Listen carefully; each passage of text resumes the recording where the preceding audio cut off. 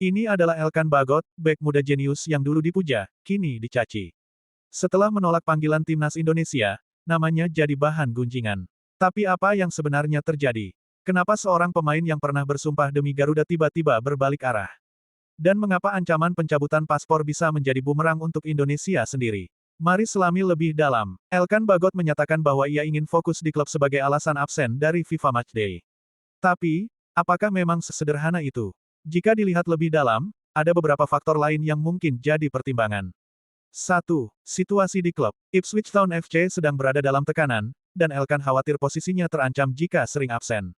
Ia ingin menjaga tempatnya di tim utama, apalagi persaingan di klub sangat ketat. 2. Hubungan dengan pelatih. Kabar dari internal menyebutkan ada ketidakcocokan antara Elkan dan pelatih baru, terutama soal gaya bermain. Ini membuat Elkan memilih bertahan di klub agar bisa lebih menyesuaikan diri. 3. Strategi agen. Agen Elkan disebut-sebut ingin menjaga peluang transfer ke klub Eropa lainnya. Mengurangi risiko cedera di laga internasional adalah bagian dari strategi agar Elkan tetap aman dan bisa dipasarkan dengan lebih baik. Jadi, meski alasan resminya adalah fokus ke klub, ada faktor lain yang turut memengaruhi keputusan Elkan. Tapi bagi fans, alasan ini dianggap alasan klasik pemain naturalisasi yang tidak loyal. Pemerintah mengancam akan mencabut paspor Elkan dengan dasar, tidak memenuhi kewajiban sebagai WNI. Tapi ini bukan solusi, justru bumerang. Kenapa? 1. Jika paspor dicabut, Elkan bisa pindah ke warganegaraan. Tapi dia terkunci di timnas Indonesia senior. Artinya, dia bisa main untuk klub di liga manapun, tapi tidak bisa lagi dipanggil oleh timnas manapun di level senior.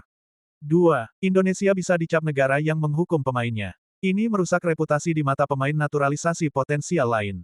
3. Jika paspor dicabut, status izin kerjanya di Inggris atau visa bisa terganggu. Ipswich Town FC bisa menggugat PSSI atau pemerintah.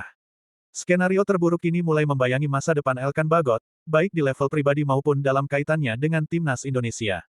Keputusannya untuk tidak bergabung dalam agenda FIFA Matchday telah menimbulkan tanda tanya besar, bahkan memicu kekecewaan publik.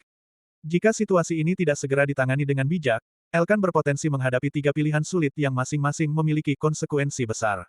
1. Berdamai dan kembali ke timnas. Elkan bisa memilih untuk minta maaf, menjelaskan situasinya, dan kembali membela timnas.